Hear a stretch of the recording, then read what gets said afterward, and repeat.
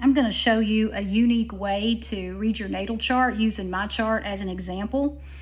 You're going to look at the planets, not the signs. See, I've marked out the signs here. So we're going to forget about those signs, and we're going to use the planets and the houses, okay? This is very cool. And I'm going to show you ways to get clues about whether you are energetically positioned to manifest other people's money or earn it yourself, okay? All right, so what you do is you look at the planet and then you find the sign that it rules, okay? All right, I have Taurus on the ascendant. So Venus rules Taurus. So where's Venus? Venus is up here in the 11th house of friends and social groups, networks, community, and I absolutely love my friends. And guess what? I present as a Taurus, so I appear to be someone stable and secure that they can count on. All right, Venus also rules Libra. So where is Libra? Okay, and we're looking at house cusp here, by the way. Well, Libra's intercepted.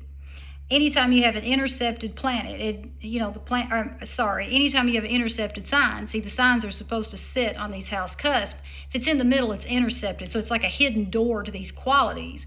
And they're harder for us to access when they're intercepted, and people don't always see those qualities in us. So I've got Libra intercepted in my 6th house. Hey, I love to work, but yeah, maybe I do need some balance there. All right, so let's go back here and look at Jupiter in the 1st. So I've got Jupiter in the 1st house. So Jupiter rules Sagittarius. Where's Sagittarius? Sagittarius is up here on the 8th house cusp. So I've got Jupiter ruling the 8th house of other people's money. Well, that's indicative of someone who's going to attract other people's money, luck with joint ventures, and also natural protection during crises. And I can absolutely speak to all of that. Notice my 2nd house is empty.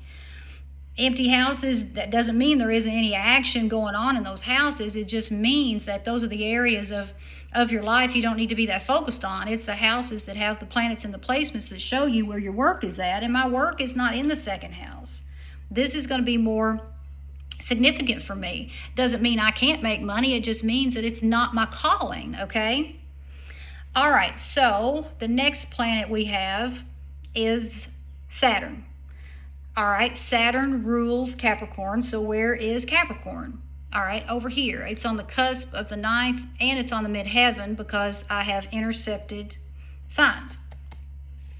So what this tells me is, Saturn is not about overnight success at all. It's usually Saturn rule people are late bloomers.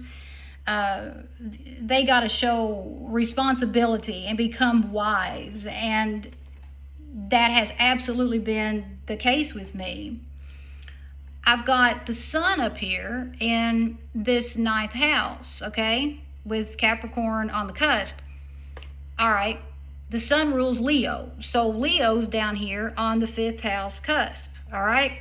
5th house is, the big fun, the stuff that we love to do. It's creativity, it's arts, music, entertainment, all the stuff we enjoy, all right? I used to overindulge, and Saturn is like, you're going to have to simmer down now, and you got to be responsible over here if you want this to work, all right? So our next planet is Pluto. All right, Pluto rules Scorpio. Where's Scorpio? On my 7th house cusp. Pluto is power and transformation. Endings, transitions, a sense of mission, power struggles. And that's all going on here in my the physical work that I do, my daily routine, my daily schedule. And then the 7th house, I've got Scorpio on the 7th house of my important long-term one-on-one relationships, okay? I have gone through so many transformations and power struggles, and there has been so much intensity and passion in this 6th house. And so you're probably like, how's that connected to your long-term relationships? Well, Scorpio was all about going deep.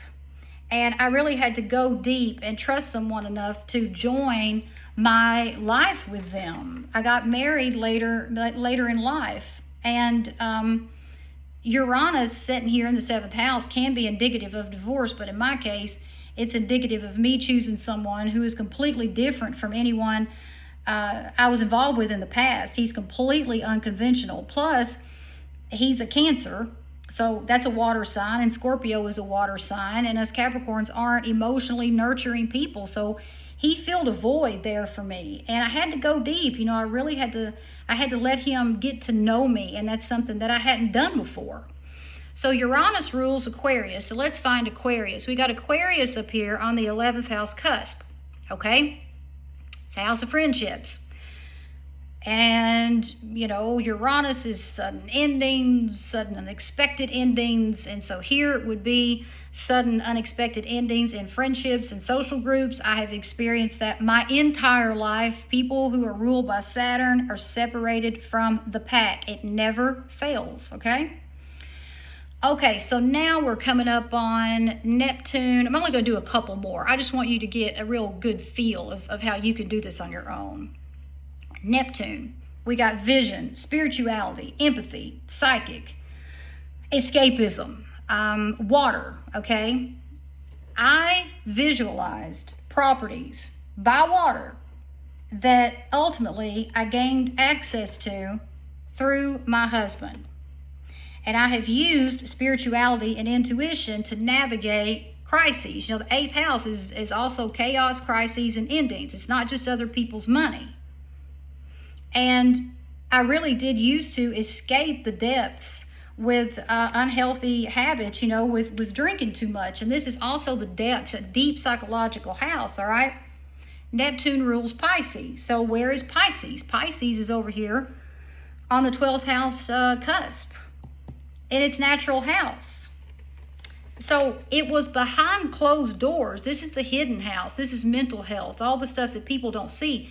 It was behind closed doors when I visualized everything that manifested here through mutual money and shared resources. Behind the scenes, I healed and beat the escapism, okay? I've got Mars here, and hey, when a crisis hits, I act, and I mean I act like a warrior.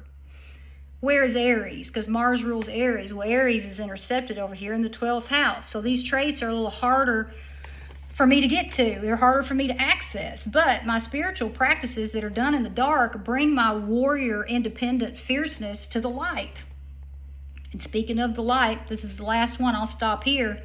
I've got the sun up here in the 9th house. And the sun rules Leo. And I've got Leo on the cusp of the 5th. I love to learn, love being wise. This is the house of higher learning and travel. And I absolutely shine here. And with Leo being on the 5th house cusp, I am very creative and I'm not afraid to step in to that spotlight. So I hope that I have given you enough information where you can look at your chart and do this on your own. If you have any questions, just drop them in the comments.